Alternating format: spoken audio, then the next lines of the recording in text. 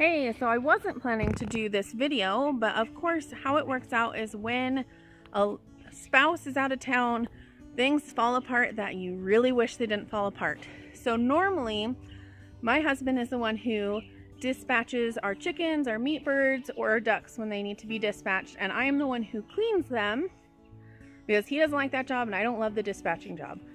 But when I was out here tonight feeding our meat birds, of course one of them had to get an injury.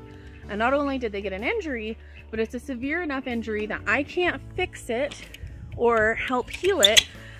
And it's bad enough that I know that they're in pain, even though this meat bird doesn't look in pain, but a lot of birds and animals hide their pain. And I won't leave a bird in pain. I won't leave it to suffer. But that means, even though my husband left to go out of town tonight, and I found it afterwards, instead of waiting for him to come back, I need to take care of it. So, even though it's not my favorite job, it's something that has to be done. I can't leave it to be in pain. I can't leave it hurt. So, here we go. So, when I came out tonight, I was feeding them. They all looked fine. And you might see right there a dark spot. When I looked close, I realized that this bird either dislocated its shoulder or something, somehow fractured it in a way that the bone is sticking clear through that chicken's shoulder. And it does look, right now it's a little poofed up, which kind of, that can be a sign that they're in pain. But when I was feeding them, it would look just fine, like all the other birds, eating and acting normal. But that's because they hide their pain. And I can't leave that bird in pain tonight. As much as I don't want to do this, and I would rather my husband help me do it, it's part of being on the farm and taking responsibility. If I'm going to have an animal and I can't help take care of the pain it's in, I need to be willing to put that animal down. It's done. It's out of its misery. As I went to go dispatch it, I could see even worse how bad that injury was there. That chicken had to be in a lot of pain. We were out here this morning, we were out here last night, and we didn't see any injury, so it's something that happened today. I'm kind of shocked at how the injury didn't look worse, being as it had to have been something that happened today. And also I'm surprised because we were around all day and we never heard any kind of commotion. Nothing got into the pen. We didn't see any blood around, so I have no clue. My only guess is that it got it caught on something or caught in something and just dislocated its shoulder so bad that it popped the bone out. And that has to be painful. I couldn't leave that chicken tonight like that. My husband wouldn't be home till tomorrow evening, so it was something I had to do. So this next shot, I have already dunked the chicken carcass into water because we aren't going to waste the meat on this chicken. I'm not planning on eating the chicken wing that was broken just because I don't know how long it was open and what was exposed to it, but the rest of the bird should be fine. This was a pretty recent thing. We had been out here this morning with no injury on it, so we know that there probably most likely isn't a bad infection that was already taking place, but we are not going to eat what happened to that wing. The next shot of this video is going to be graphic, so if you can't handle that, if you don't want to see that, if that makes your stomach churn, please don't watch. I'm not showing this to try to make someone feel uncomfortable or feel hurt. This is more just for educational.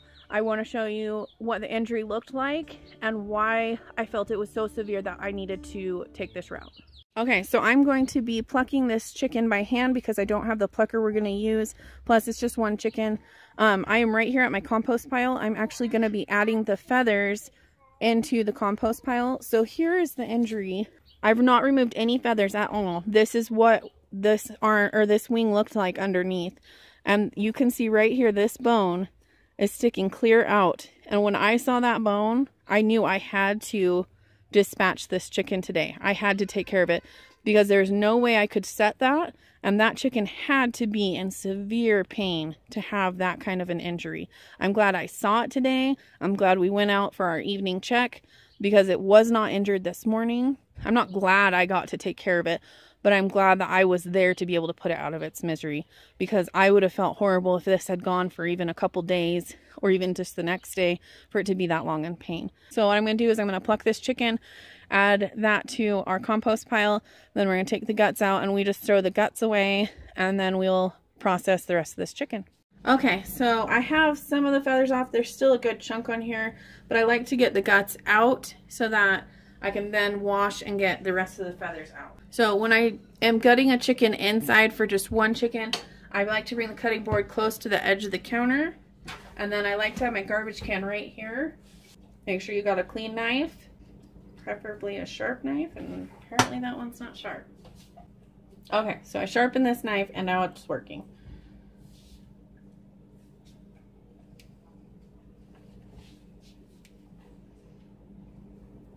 Sometimes I'll wait and cut the feet off after I do the guts, but this chicken's pretty small, so I'm going to go ahead and remove it now.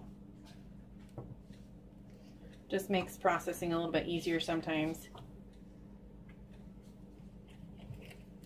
What you want to do is get the connective tissue so that you don't have to cut the actual bone.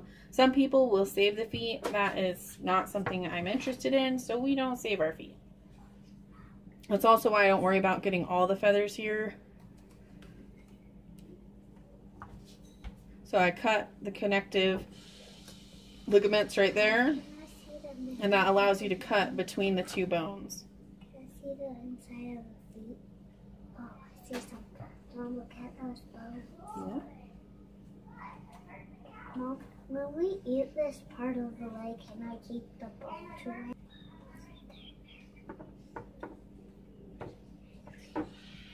I'm sorry, it's hard to get a great shot of this. Basically, you're wanting to cut the skin and the connective tissue, but you don't want to cut the different organs in here because then you'd be getting stuff in your meat that you really don't want. So you have to be pretty careful. So this is intestines right here. Again, I don't want to cut that. This is all connective. And a lot of times people, when they are going to be processing their birds, they don't feed them, but obviously this bird was injured, so it obviously wasn't planned, so it's been eating all day, so it's got a nice full cavity. You need to scoot back, mister. That has the poop in it. And pee.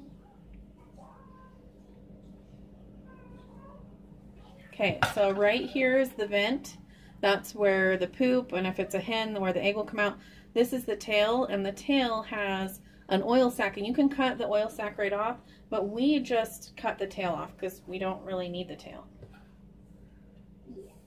Right,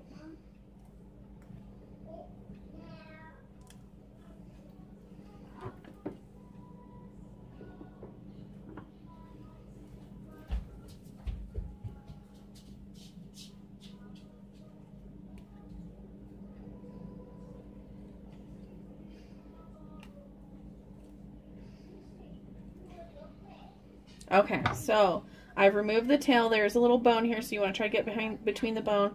I've cut around the tail and the vent. So the tail and the vent are all right here, connected to intestines. And then to remove the rest, I've got my garbage can here.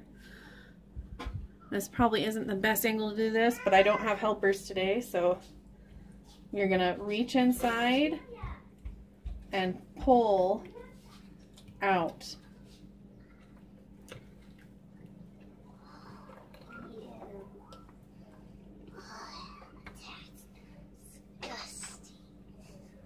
See some kind of thing on the spot where the poop and pee comes out. Something. Okay, and so they all come out in one big mass. Okay, Is that the heart? This is the liver. Well, is that driving the heart? This is the liver. Oh, where's the heart? This is the gizzard. If you want to save a gizzard, we may. Hang on. I think I'm going to try saving the liver this time for our dog. This is the gallbladder, so that has to be removed. But you don't want to cut into the gallbladder because it will taint the meat. So I'm just going to cut on either side of it. And yeah, we'll cut off a little bit of that. Okay, so gallbladder, don't want the gallbladder. So we're going to put that in the garbage. And we'll save these for our dog. Okay. Really weird. Disgusting. Hatcher, stop. Okay, this is the heart. Can we leave that for Zoe. And, okay, well, he wants to leave it for Zoe, so we're going to see if she wants chicken heart. So which one is the heart? That? Now, to remove the lungs, you have to kind of scrape the bottom of the carcass. And again, sorry, this is bloody, but it's no different than a chicken carcass at the store. I guess a little bloodier than a chicken carcass at the store, but it's still a chicken. Okay, look inside the chicken. Whoa, it's like watery in there. Well, I see the vein hang up to the top. To where it's okay, so the next part is we're going to remove the neck. You can save the neck if you eat the neck. Sorry, again, it's kind of bloody, but it's part of butchering a chicken. So we don't keep the neck, we just don't use it. Maybe that's something in the future we'll use for a dog, but I'm not going to worry about it tonight. If you have a nice sharp knife, try to get between the bones, and typically it's not that hard to get through it. I just toss that. Okay? And you want to get the intestines and all the different organs out pretty quickly, and you want to get this chicken cooling down pretty fast, so you want to try to process it fairly quickly. One thing I didn't get ready ahead of time was some cold water to put this in. Normally if we're butchering chickens, we're pretty well planned ahead, but again, this was kind of a last minute thing, so we're just doing it as we can. Also, it's getting late, and my older kids that are here are watching the baby, and I'm trying to get it done quickly. Can you move a little bit, bud? I just don't want to get in your face. Get it done quickly before bedtime and before she realizes I'm not paying attention to her. So, okay, so this is our injured wing. Again, sorry, this is a little graphic, but you can see, if you compare wings, this is its normal, healthy wing, not super big. And this thing is just, looks painful, swollen, bruised. We're just going to remove all that. I don't want to eat that. That just makes me sad looking at it. It makes me sad that it was in pain at all.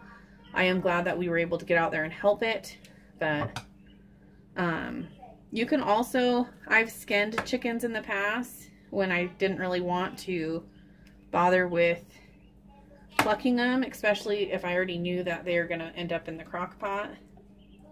So normally what I'd say is if you're cutting this wing off, you're going to go right in this crevice, get between those two bones where they connect, cut the ligaments and pop it out. This might be a little harder to get it clean just because it's so swollen it's going to be hard to see, but we'll see what we can do.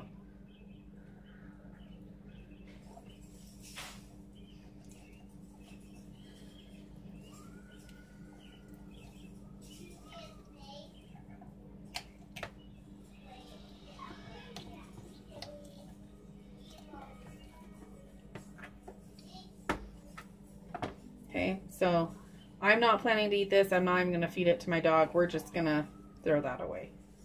Now, one thing with doing this on your counter, a lot of times we do this outside just to keep all the germs and the raw meat and everything outside, but it's getting late and dark, so I had to bring it inside. I will be making sure to disinfect everything that's around here the best I can. So I'm just kind of getting those last couple feathers out. It won't hurt anything if there's still some feathers in it. A lot of times there are. It just kind of is more for looks. A lot of times when I go to cook chickens that we've done ourselves, I'll go through after it's defrosted, because typically we freeze our birds before eating them. I'll go through and I'll pick out feathers again when it's out of the freezer, just to get the last of what's in there out. Now, this isn't a huge roaster chicken. I think we were planning to give these guys at least a couple more weeks, but I'm totally fine having a smaller chicken if it meant that chicken is no longer in pain. And I'm going to go ahead, this wing, I don't know if it hurt this wing too. It looks like it has bruising in it. So I'm going to go ahead and remove this part of this wing as well.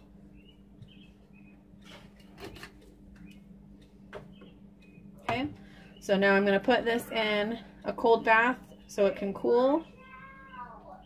And then we're going to move it into the fridge. I'm probably going to brine this chicken in the fridge. And I may not even freeze it. We may just let it brine for a couple days and then go ahead and heat it up just because we weren't planning on having one to freeze, and it's really not that big. So we'll get this to cool.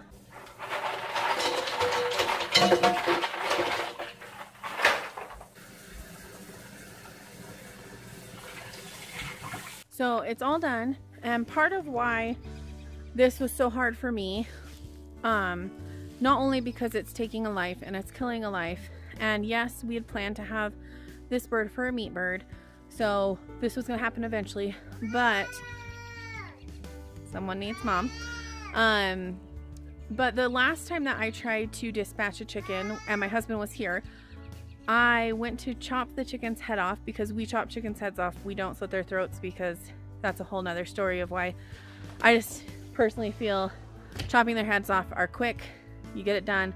But the last time I did it, I hit the chicken wrong and I did not cut all the way through, and I felt horrible because then we had to do it again, and this chicken was still conscious and in pain and being hurt, and I just felt horrible. And so then my husband's just done it every time we've done chickens or ducks, and so obviously I'm not used to doing it. I haven't done it for a long time, and obviously I was nervous to do that again, and my husband wasn't here to help me if I did have an issue. But it worked out.